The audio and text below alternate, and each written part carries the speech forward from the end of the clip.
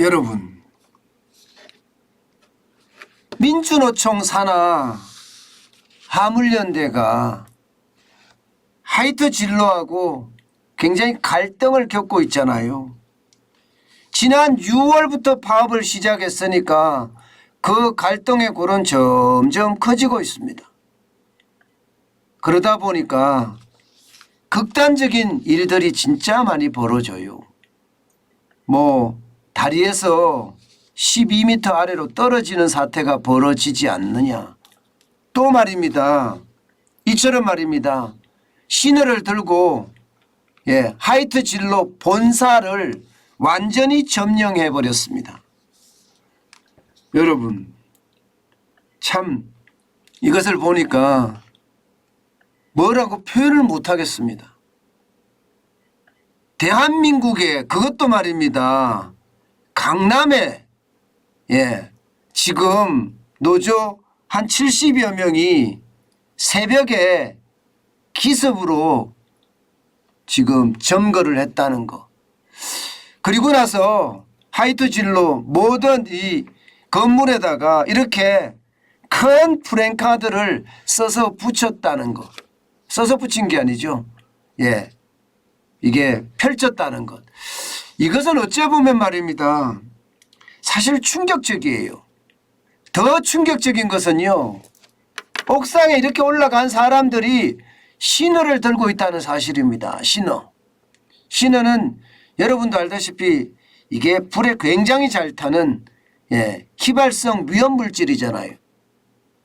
보시는 것처럼 노조 탄압 분쇄, 손배 가압류 철회, 해고 철회 전원 복직.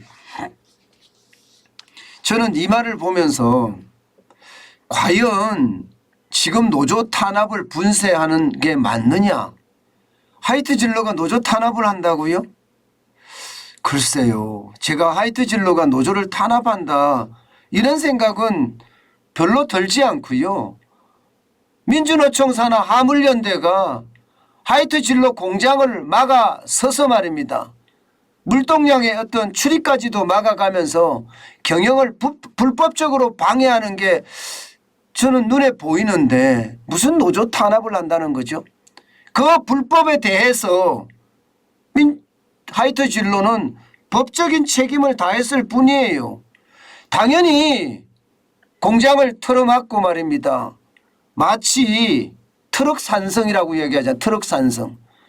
공장을 뺑 둘러싸서 산성 모양으로 쌓아놓고 트럭의 입출입을 완전히 막았잖아요. 그 때문에 손해봤는데 그 손해본 거 무로 돌락하는 게 잘못된 겁니까?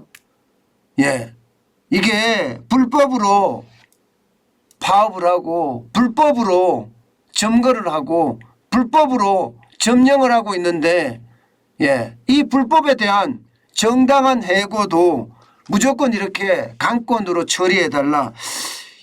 이게 참 솔직히 좀 섬뜩합니다. 게다가 신호를 들고 강남 한복판에 건물을 통째로 점령했다는 것. 이것도 진짜 무시무시합니다. 만약에 말입니다. 지금 민주노총 화물연대 소속의 어떤 조합원들이 경찰이 오면 뛰어내리겠다. 극단적인 선택도 하겠다. 이런 이야기까지 하는 걸 보면 여러분 21세기 대한민국에서 그것도 서울 한복판에서 이런 일이 벌어진다는 자체가 사실 굉장히 무섭습니다. 굉장히 무섭습니다.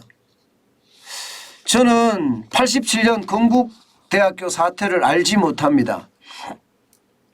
저는 건국대를 나왔지만 저는 그때 군대를 가 있었거든요. 오히려 말입니다. 군대에서 제가 충정훈련을 받으면서 이게 서울로 진입한다 그런 이야기를 들었을 때였거든요. 그래서 정확하게 꿰뚫지는 못하고 알지는 못하지만 지금 이런 상황이 그때하고 상황이 좀 비슷한 게 아닌가 저는 그런 생각이 들어요. 공장을 점령하고 본사를 점거하고 이런 일들이 지금 곳곳에서 벌어진다는 자체가 진짜 무시무시합니다. 무시무시해요. 여러분 이걸 한번 보세요. 새벽에 말입니다. 화물연대 노조원들은요 화이트 진로에 진입하게 됩니다.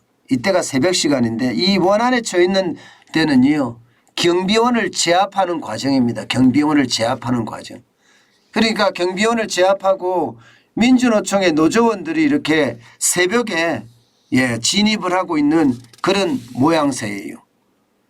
야, 이게 여러분 도대체 이런 일이 일어난다는 자체가 사실 굉장히 저는 무섭다고 생각해요. 이게 노조라는 건요. 결국 노동자의 권익을 위하는 거잖아요. 그러면 지금처럼 노사관계법이 노조 중심으로 돼 있다고 하면요.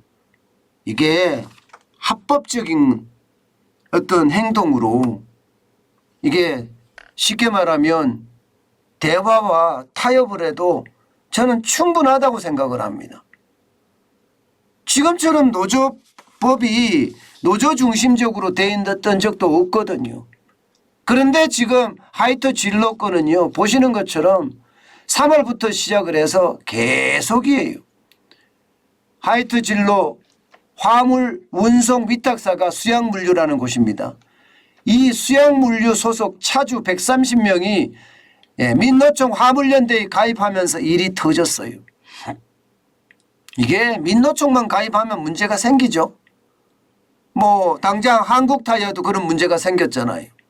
그러면서 6월 7월에 이천공장이나 청주공장에서 잇따라 집회를 열고 물류 운송에 방해를 했습니다. 그리고 심지어 최대 공장이라고 이야기하는 강원공장에는요. 8월 2일에 진입로까지 봉쇄를 했습니다. 그래서 경찰이 진압하는 과정에서 다리 아래 물입니다. 물로 떨어지는 그런 일까지 벌어졌고요. 급기야 8월 16일에는 이렇게 본사 사옥을 불법 점거하는 사태까지 지금 벌어진 겁니다. 조합원들은 현재 말입니다. 유가 상승을 감안해서 운송료 30% 인상을 해달라. 공병 운임 인상을 해달라. 공회전 비용과 차량 광고비 지급을 해달라. 이렇게 이야기를 하고 있거든요. 그런데 사측에서는요. 쉽게 말하면 이렇게 불법으로 하지 마라. 대화하고 타협하자. 이렇게 지금 이야기하고 있는 편입니다. 게다가 말입니다. 불법으로 일어나는 일에 대해서는 더 이상 나는 회사는 쉽게 말하면 신경 쓰지 않겠다. 이러니까 이제 문제가 크게 발생을 하게 되는 겁니다. 여러분 도대체 이런 일이 왜 일어나야 되는지 참 답답하기 거지없습니다.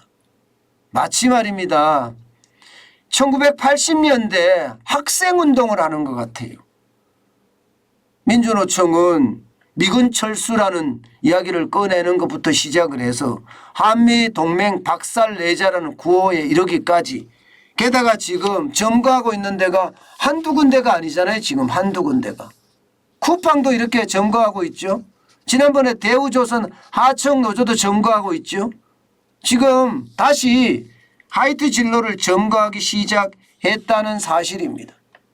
그러니까 회사는요 더 강경해졌습니다. 하려면 해라. 회사는 추가 법적 대응을 하겠다. 이렇게까지 맞서고 있어요. 지금까지 이야기하는 것은요. 불법적으로 계속해서 이렇게 나온다면 거기에 대해서는 아주 단호하게 대응을 하겠다. 이렇게 이야기하고 있습니다. 저는 이 하이트 진로의 어떤 대응을 보면 오히려 법과 원칙으로 대응한다. 이렇게 생각을 할 수밖에 없는 겁니다. 실제 말입니다. 계약 해지와 관련돼서도 말입니다. 지금 불법 집회 등을 주도한 10여 명을 제외한 나머지 화물차주는 업무에 복귀한다면 수영물류가 언제든 재계약할 계획이 있다. 지금 이렇게까지 나오고 있거든요. 게다가 말입니다. 운송료에 유가 인상분을 계속 반영해 왔다. 또한 법적 원청이 아닌 화물차주들과 계약 당사자인 수양물류가 지금 이 상황에 대해서는 협상을 해야 될 상황이지, 쉽게 말하면 하이트진로 원청하고 협상할 일이 아니다. 원칙은 원칙대로 지키겠다. 뭐 이렇게 지금 이야기하고 있는 겁니다. 그런데 제가 진짜 크게 문제가 될 거다 하고 생각했던 것 중에 하나는 말입니다. 지금 하이트진로의 본사가 점령당해서 시너를 들고 이게 쉽게 말하면 노조원들이 이렇게 올라갔잖아요. 문제는 경찰들이 도대체 불법에 대한 것도 집행을 안 한다는 사실이에요. 게다가 말입니다, 여러분. 더 충격적인 것은요. 시너를 들고 지금 1층과 옥상에 이렇게 점거하면서 지금 불법 파업을 하고 있는데 직원들에게 들어가라고 이야기했던 거예요. 들어가라고. 야, 이게 맞아요, 여러분. 시너를 들고 있는데. 경찰의 이번 행동이 저는 맞는가 싶어요. 만약에 시너를 뿌리고 만약에 말입니다. 불상사가 생기면 어떻게 됩니까? 그것도 강남 한복판에서 말입니다. 청담동에 있거든요. 저는 이런 모든 일들이 참 답답하다 그런 생각이 들어요.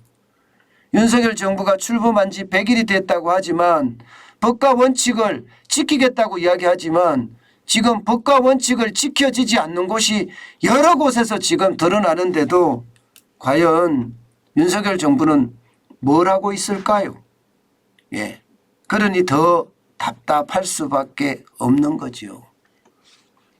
참 답답함이 어떻게 생각하면 아마 저만의 답답함일까요?